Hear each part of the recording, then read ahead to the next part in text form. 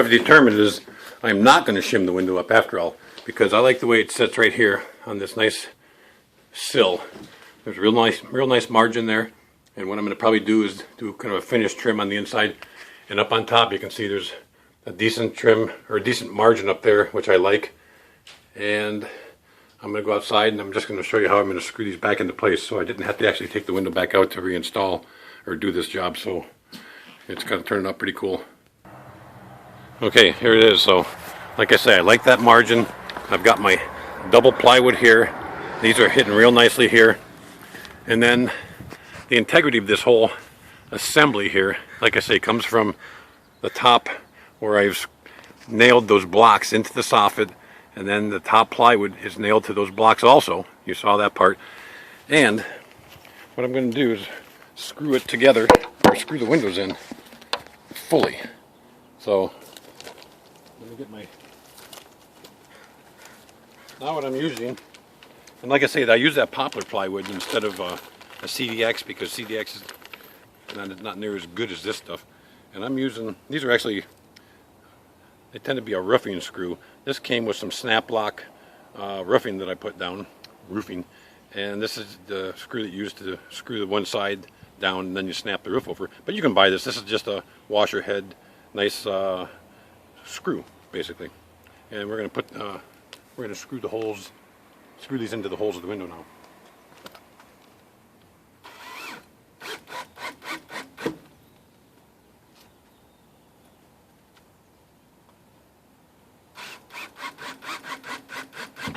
So you can see that works real nice.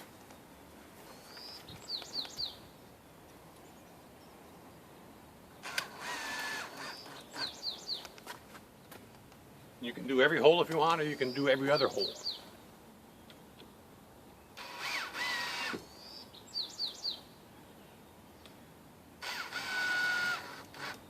And what we'll probably do is every hole, as long as it doesn't start splitting the plywood.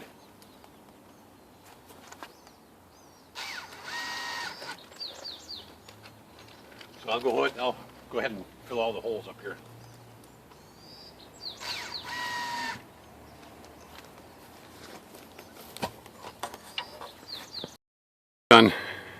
As you can see, I opted to use every single screw hole on the window, because what that does is just creates a very solid unit, and the integrity of this bay window is absolutely strengthened by using every hole.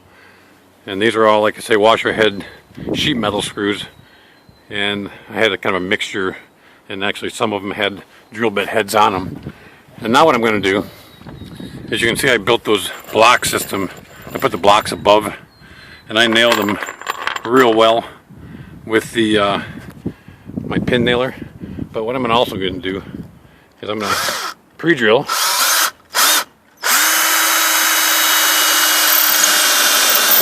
Remember, this is the soffit. I'm going to go in on an angle, and then what I'll do is I'll use these guys. And these are an external or exterior screw also. And then they have this head on it, or they have the machine threads on the bottom of the screw, which actually allows the screw to get sucked up in there better yet. So you can see how that is going in there. So I'll go along and I'll do that all the way around the top here to help increase the strength of this unit into the soffit.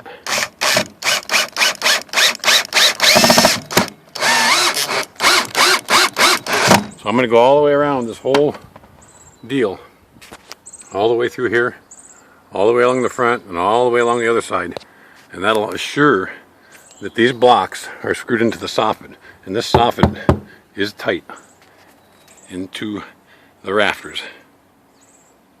So there you go. So I'll go do that. You guys take a lunch break. Next task can be accomplished by, is going to be done by a couple of ways, or can be done by a couple of ways. I've gone up in here and put insulation up in here, and there actually is a header. And this old house is built in 1947, so there was a big window here at one point, and who knows actually what else was up in here, but there is a single 2x4 header that goes up across in here. And then there's the studs on the other side. And so I have one 2x4, which is on the back of the sheetrock right here. And so what I'm going to do is I'm going to go through, and there's going to be trim on here eventually, of course, obviously. But I want to make sure that this is totally in the level position. See, it's just basically free floats right now. So what I'm going to go through here and do is I'm going to put a 4-inch screw here, and it's going to go up into the header. And I'm going to put a 4-inch sheetrock screw here, that'll go into the header. Then I'll do one more 4-inch screw right here, and that'll go into the header. And this stick right here is going to keep this all, it's going to be my level, basically, to make sure that that plywood up top is level when I put this together. So I'll show you how I do that. So I have a countersink bit, and I'm going to pre-drill the hole, just like so.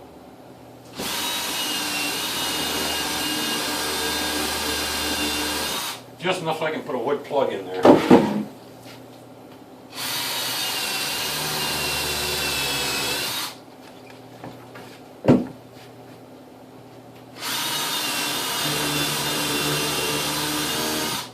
Okay, that's pre-drilled.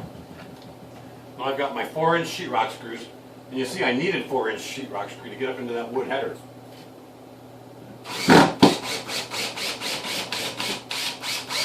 See, it's biting right now. Now, it's going to be kind of this will allow me to adjust this back into a level position. See, it's got to go up right there. So I'll pull her up a little bit more. You can see it going up. And I've got 2 more screws, one on either side of that one to put in yet. And they can go just yeah, it's pretty close right there. So now what I'll do is I'll put this side in. And like I say, you can do a little bit of adjustment when you get ready to put your trim in with this open, exposed screw.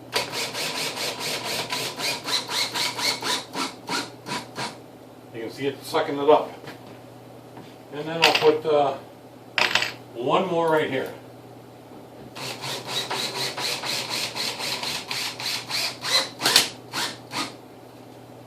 Now, it's kind of like a threshold for a door there that is adjustable. Okay, see, so that's pretty good. I've got to go up a little bit more right here. Just a little bit, not much. And then the final adjustment can be done with your trim board up here to make sure that this is all, fairly level and straight. That's pretty good. We can actually go up a tiny bit here. And then you can always eyeball it. And it looks like the middle's got to come up a little bit more.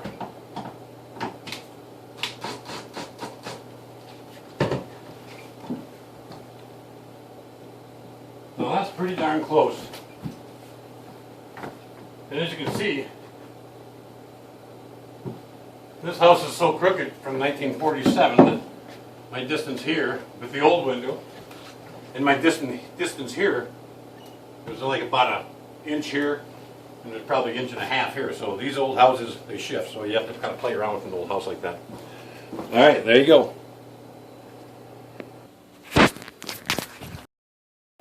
Okay, so here's the window. It's all nicely cleaned. It's beautiful.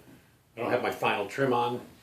I don't have my final trim on the inside here, but one of the most important things that you have to do now, before your cat freaks out,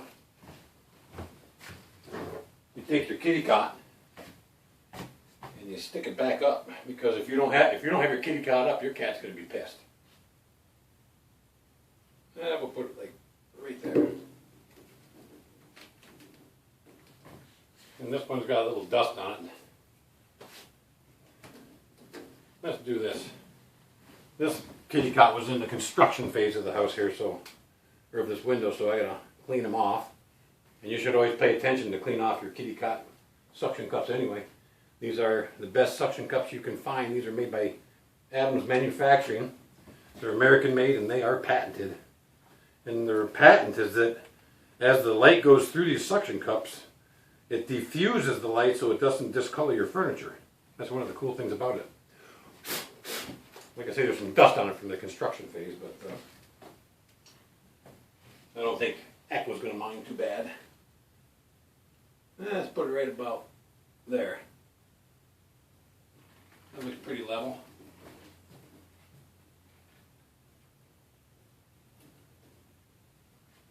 To make sure she's level. Right about there. Is that level? Let's see if it's level. I want it to look good.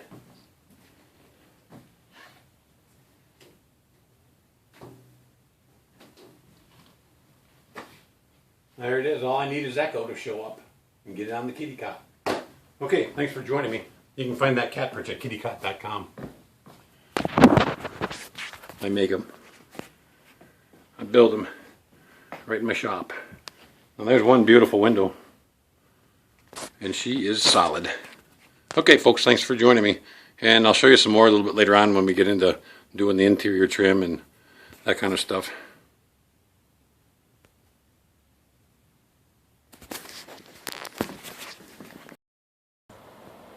Okay, I wanted to show you here that I ended up going to Home Depot and I bought some brown metal flashings, and I've actually doubled this up. There's a couple of, there's a piece underneath.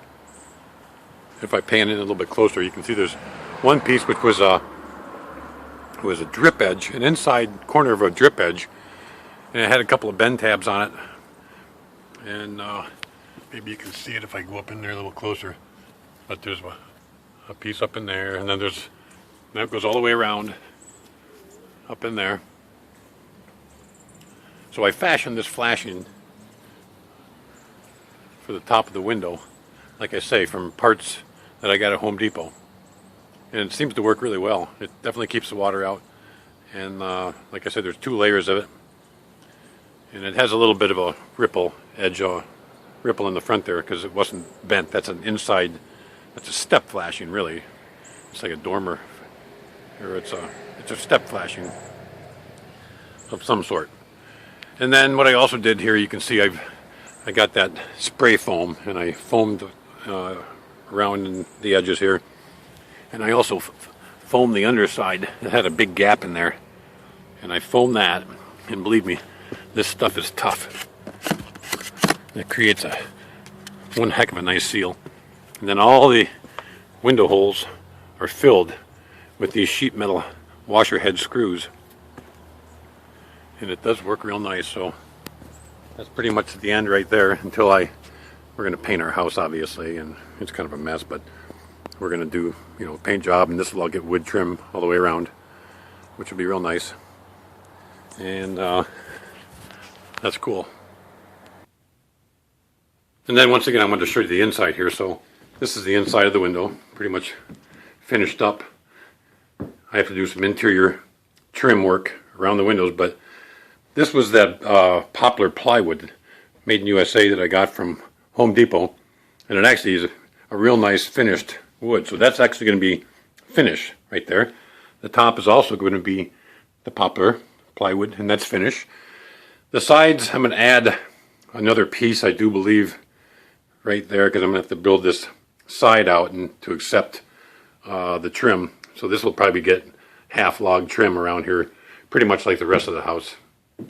So you can see the log trim all over the place here, and we've got this, like I say, is an old house. You might as well call it this old house. And I wanted to show you a piece of my furniture here. I built this quite a few years ago. So I do rustic furniture also. There's another kind of a funky little piece right here. But that's it. That's how to build a 8-foot bay window for $500. Thanks for watching.